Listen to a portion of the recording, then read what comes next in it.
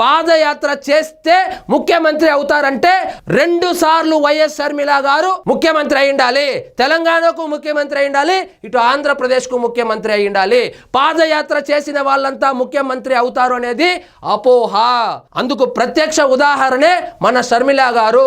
ఆంధ్రప్రదేశ్ చరిత్రలో, భారతదేశ చరిత్రలో వైఎస్ షర్మిల గారు నడిచినన్ని కిలోమీటర్లు ఎవరు నడిచి ఉండరు. ఆఖరికి ఎమ్మెల్యే కూడా కాలేకపోయింది.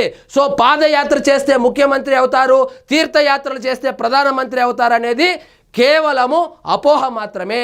కాబట్టి ఇదేదో క్యాడర్లో ఉత్తేజాన్ని నింపడం కోసము, నాయకులు చేజారిపోకుండా ఉండడం కోసము ఏదో స్టంట్ అయితే చేస్తున్నాడు. మరి పాదయాత్ర చేస్తే ముఖ్యమంత్రి అయ్యేటట్లయితే కేసీఆర్ ఏం పాదయాత్ర చేశారు? ముఖ్యమంత్రి అయ్యాడు కదా. నందమూరి తారక రామారావు గారు ఏం పాదయాత్ర చేశారు?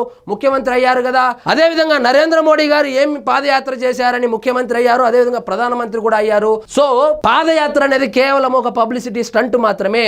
పాదయాత్ర చేసిన వాళ్ళంతా ముఖ్యమంత్రి అవ్వరు కారు.